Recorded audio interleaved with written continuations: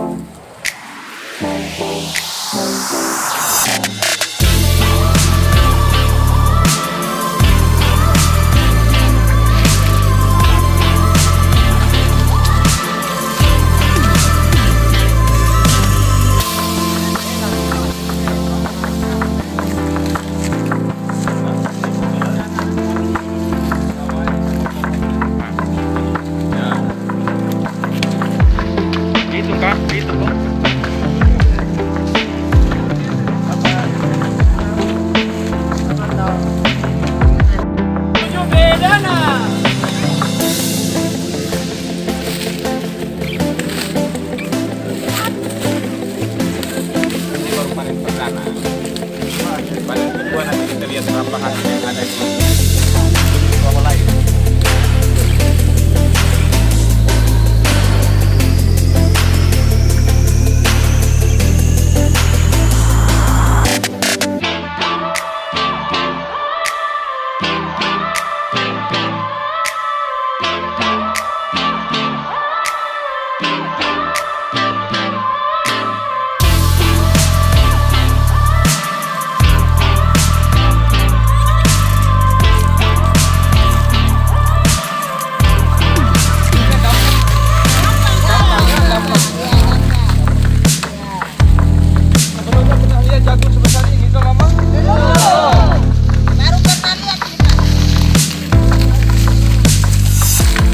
Mama suka yang panjang dan besar ya? Iya, suka. Tanam R7. Iya, R7.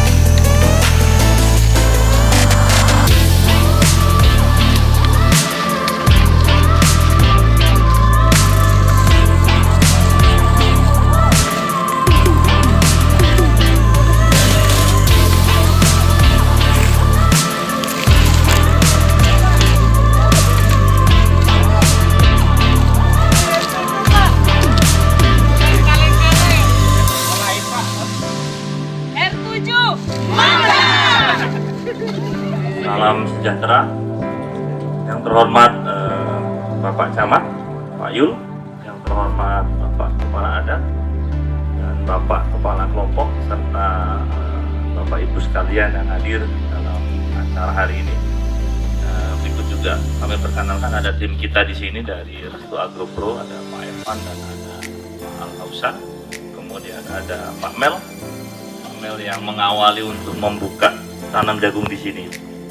Tadi ya menyingkapi apa yang disampaikan oleh Bapak Camat, memang tadi kita akui terlalu kecil kalau kita akan mengundang gubernur pada level saat ini di mana tanaman hanya 1 buah petak. Tapi mudah-mudahan cerita yang kita bisa bawa adalah lebih besar dari apa yang terlihat sekarang Pak Camat, karena apa yang kami lakukan adalah menjadi visi jangka panjang sesuai yang didengungkan oleh pemerintah juga, baik Pak Jokowi, Pak Gubernur, bahwa saat ini apalagi di masa pandemi ya, bahwa pertanian adalah tulang punggung ekonomi bangsa kita, dan terutama jagung, karena dari tahun 2015 semenjak Bapak Jokowi menjadi presiden, beliau mengeluarkan kebijakan bahwa tidak ada impor jagung. Kita masih ingat di tahun-tahun itu harga jagung cukup tinggi pada waktu itu, di mana jagung biasanya hanya 2.500 sampai 3.000 per kilo. Pada periode itu jagung sampai di harga 5.000. Kemudian saat ini jagung stabil di pusat di Jawa itu di antara 4.000, 3.500 sampai 4.000. Dan ini baru terjadi pada periode kurang lebih 5 tahun sampai hari ini. Dan cukup membantu buat petani, di mana lahan-lahan kering yang tersedia cukup banyak, apalagi di wilayah timur. Kalau kita ngomong timur, kita mulai dari NTB. NTB sekarang salah satu yang terbesar sebagai lumbung jagung di Indonesia setelah Jawa Timur. Orang bilang Gorontalo didengung-dengungkan, tapi kita sebagai pelaku bisnis bahwa Gorontalo jauh lebih kecil dibanding NTB. Kalau kita lihat NTB, apa bedanya dengan NTB?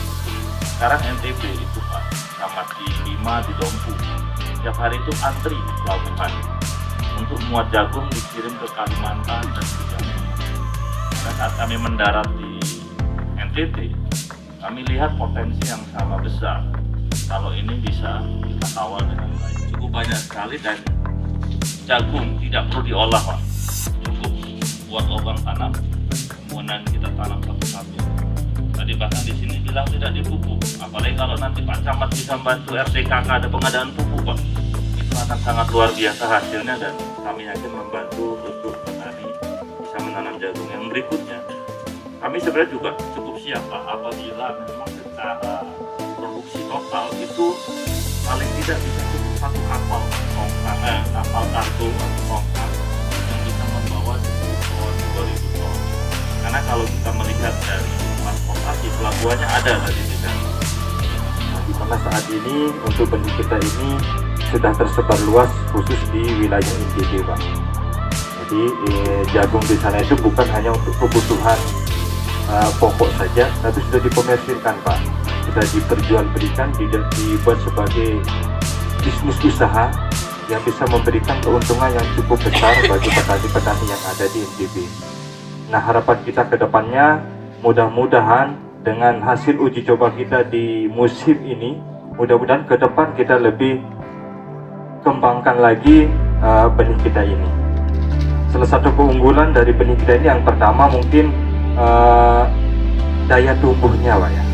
Daya tumbuhnya itu cukup tinggi Pak, yaitu sampai 95% daya tumbuhnya. Dibandingkan dengan benih-benih lain itu biasanya itu di bawah 80. Nah, benih kita ini bisa sampai 95% tumbuh. Yang berikutnya lagi keunggulannya, tadi saya tanya sama ibu-ibu, pernah nggak lihat tongkol jagung seperti ini? Nggak pernah, hanya ada di R7. Nah, salah satu keunggulannya adalah tongkolnya besar-besar apabila dibandingkan dengan jagung sebelum-sebelumnya yang Bapak Ibu tanam. Nah, kalau sudah tongkolnya sudah besar-besar seperti ini, tentunya produksinya akan tinggi.